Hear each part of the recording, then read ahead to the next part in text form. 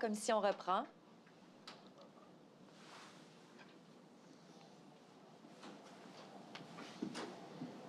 Bonjour. Vous asseoir. Alors, ça va, madame. Bonjour. Affirmez-vous solennellement de dire toute la vérité? Dites « je l'affirme ». Je l'affirme. Dans le micro. OK. Allez-y. Je l'affirme. Oui, vos noms et occupations, s'il vous plaît. Mon nom est Josée de Bellefeuille. Je suis secrétaire générale associée et greffière adjointe au ministère du Conseil exécutif. Merci, votre témoin. Merci.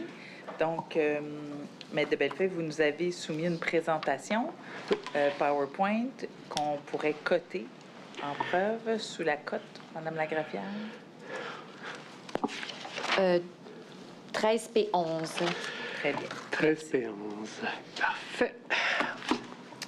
Donc, à titre de secrétaire général associé du MCE, quelles sont vos fonctions, Maître de Bellefeuille?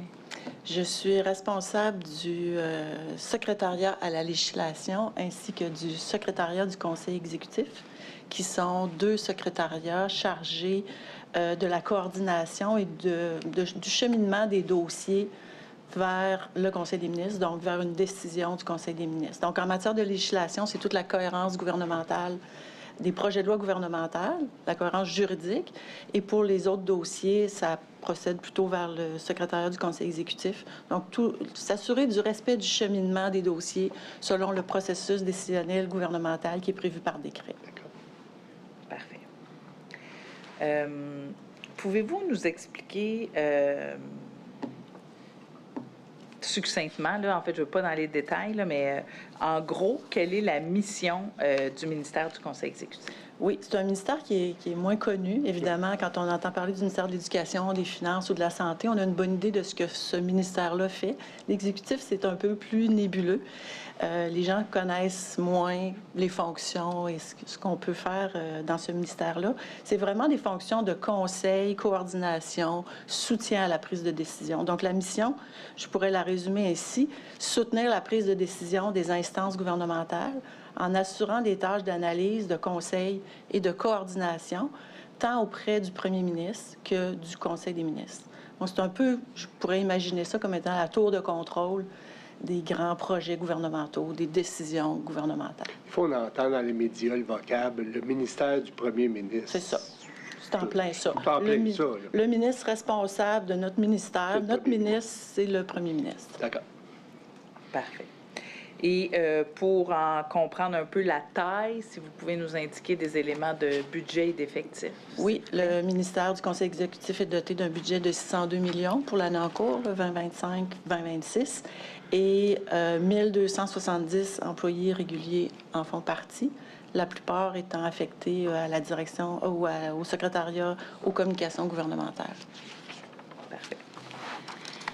D'ailleurs, vous nous proposez un organigramme des différents secrétariats. Oui, je vous le propose en deux volets. Donc, voici le premier organigramme qui vous illustre les fonctions de conseil et coordination, comme je vous l'expliquais tout à l'heure.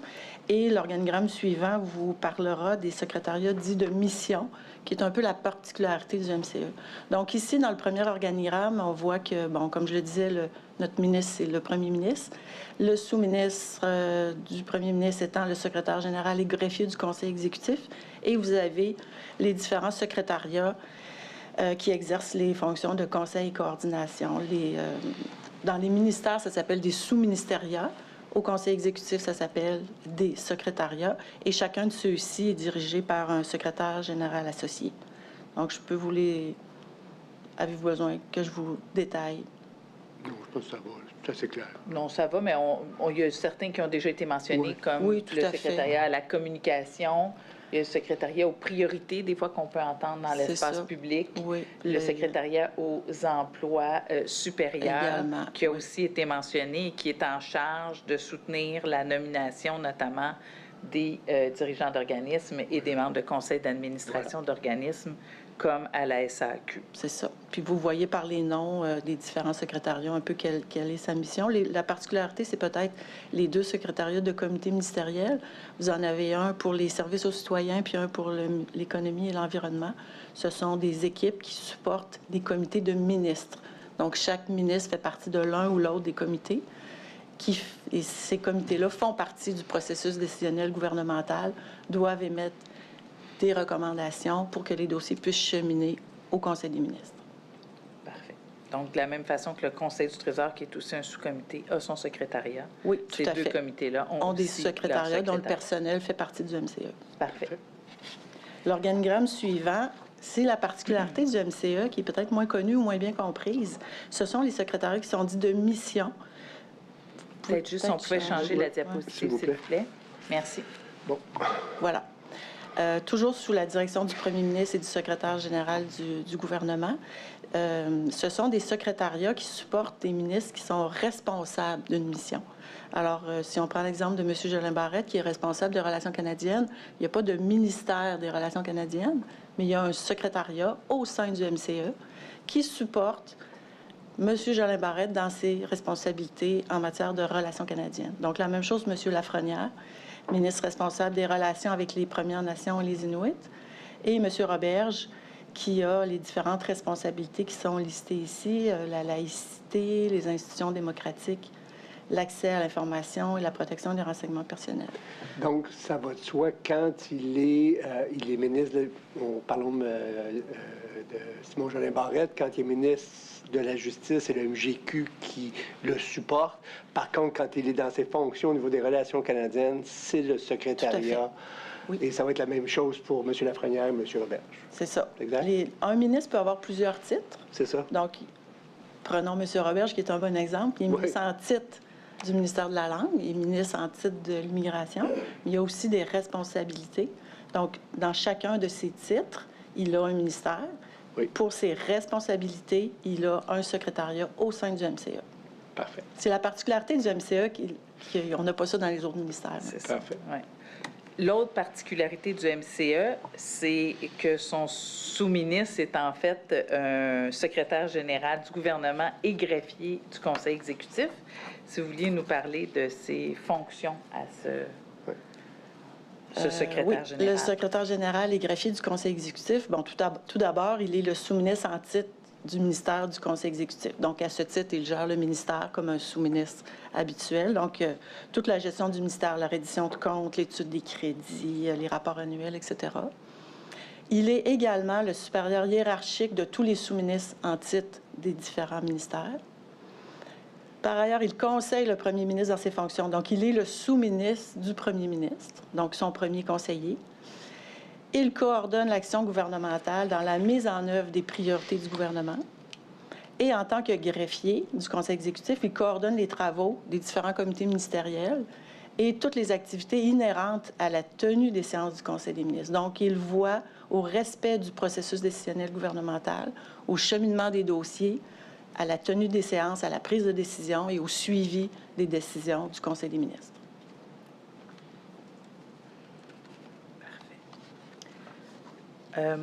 Ensuite, puis on en a parlé un peu tout à l'heure, il y a le secrétariat aux communications gouvernementales qui est un peu plus particulier. Encore une fois, on voit que c'est une mission qui est plutôt de l'ordre de conseil et de coordination, bien, comme l'ensemble du ministère, je vous dirais. Donc, les communications de l'ensemble des ministères, et là, on ne parle pas des organismes, on parle des ministères, sont coordonnées par... On appelle ça le SCG, le secrétariat aux communications gouvernementales. Donc, ils ont un certain processus d'approbation, notamment une programmation annuelle qui est soumise, des avis de pertinence qui sont émis également, suivi des dépenses et des bilans, mais on parle toujours de l'ensemble des communications des ministères. Puis, en quoi consiste son rôle là, dans la coordination des communications du gouvernement?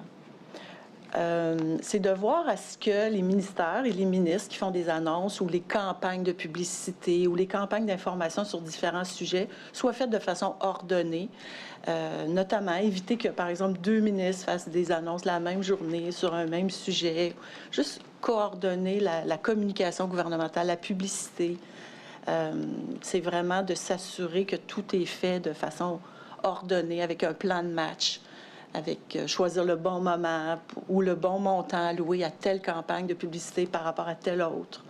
Donc, comme hiérarchiser les sujets dans le temps, dans les budgets, dans l'importance des annonces ou dans les clientèles visées. Parfait. Puis, est-ce que le secrétariat coordonne aussi les communications faites par les différents organismes, dont Non. la SAQ, par exemple? Non, la coordination n'est pas faite par le secrétariat aux communications gouvernementales. Parfait.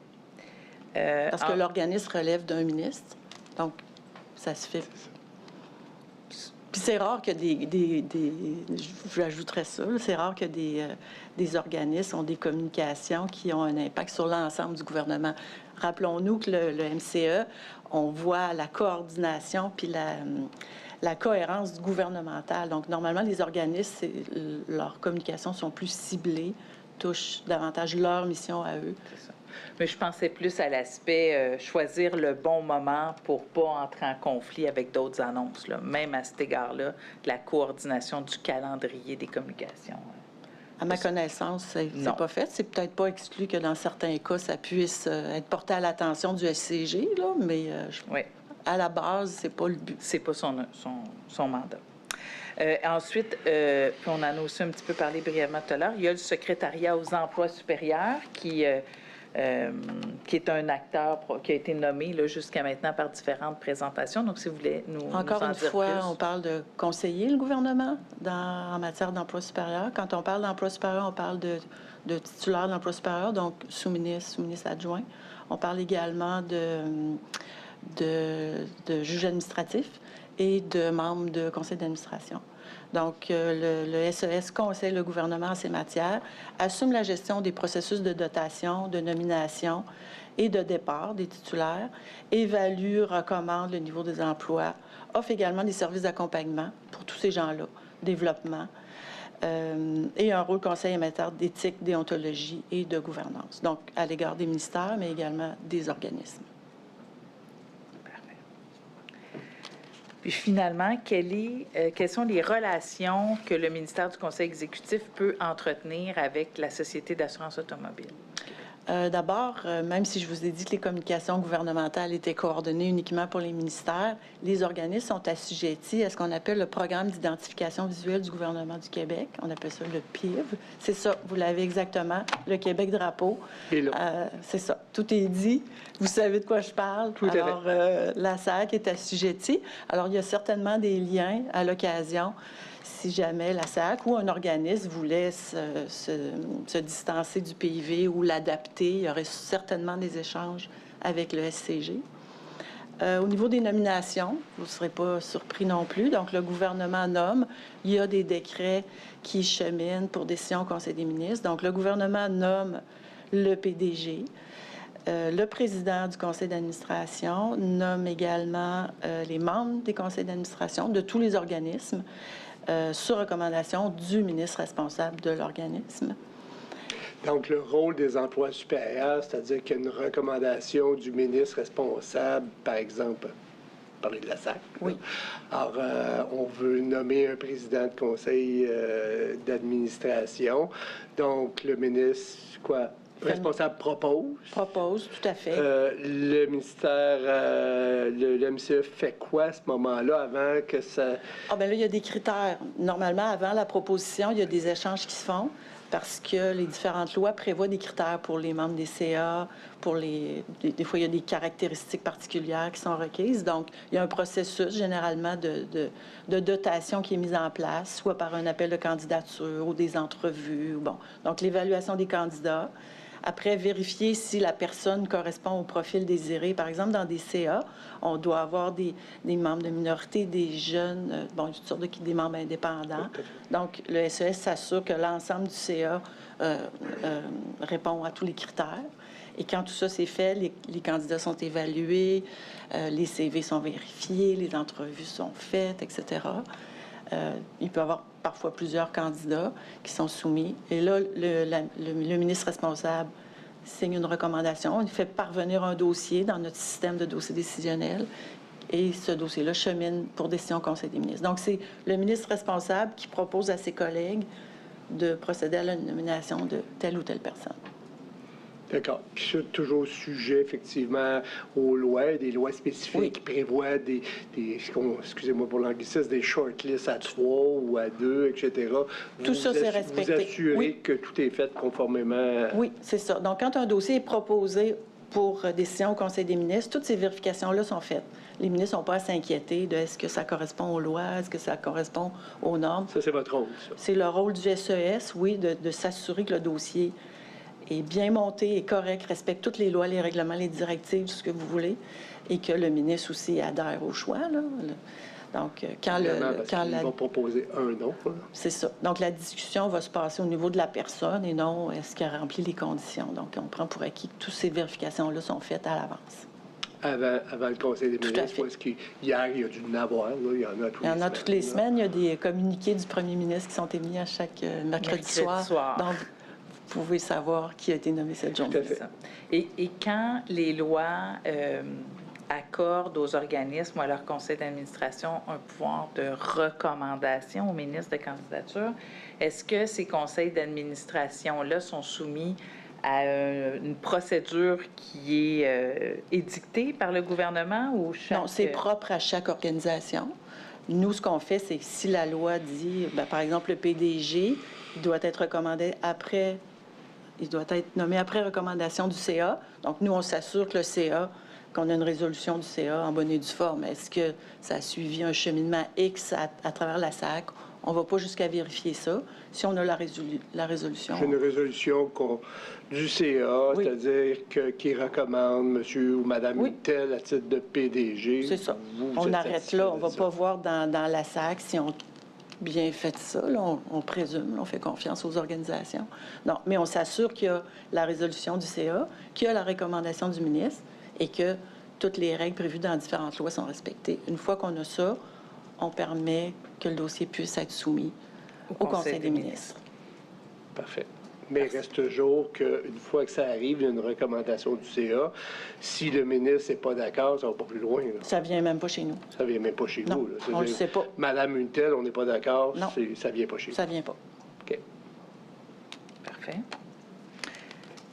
Très bien. Donc, c'était en ce qui concerne les nominations. Puis, finalement, vous avez une dernière diapositive là, sur les relations entre le Conseil exécutif et la Société d'assurance automobile en matière de transformation numérique gouvernementale. Bon, ça a été amplement discuté un peu plus tôt, là, donc je n'ai peut-être pas besoin de vous expliquer ça. Ce qui est écrit ici sur l'application des règles pour les projets. Cependant, s'il y avait d'autres dossiers qui touchent la SAC, qui nécessitent une décision du Conseil des ministres, bien, les dossiers procéderaient selon le processus décisionnel gouvernemental, donc ils seraient déposés dans notre système, feraient l'objet d'une analyse en vue d'une décision du Conseil des ministres. Ça, c'est pour les autres dossiers. Ce que je vous ai mis ici dans la diapositive, c'est ce qui touche les projets TI plus précisément. Mais par exemple, on a parlé des régimes d'emprunt ce matin. Ça procède par décret. Alors, il y a un dossier qui chemine au sein du ministère du Conseil exécutif. C'est en fait toute décision qui est prise par le Conseil des ministres. Par le Conseil exécutif. Mais je pense que vous nous avez bien résumé dans le temps les différentes tranches, les époques en matière de projets de TI. Donc, est-ce que vous aviez d'autres choses que vous souhaitiez porter à l'attention du commissaire? Moi, ça fait le tour. Si vous avez des questions, ça me fait plaisir. Le tour, moi, j'en ai pas j'ai d'autres épuisé mes questions. J'ai le mérite d'avoir été très clair. C'est parti? Pas de questions, M. le commissaire. Questions? Pas de questions, merci. Questions? Bien, pour reste, à vous remercier. Fort éclairant pour la suite de nos travaux. Très clair. Ça fait plaisir, merci. Merci. Ouais. Bon retour. Merci. Monsieur le commissaire, je vous suggère peut-être de suspendre vos travaux pour ce matin, parce que je comprends que le Tout à témoin fait, de parce qu'on l'après-midi... va recommencer à 13h30 au lieu de 14h. Donc, Parfait, mais ce sera mon collègue qui sera là cet après-midi. c'est parfait. Donc, s'il n'y a pas d'autre chose, je vais suspendre. Merci. Merci. Bon retour. Veuillez vous lever.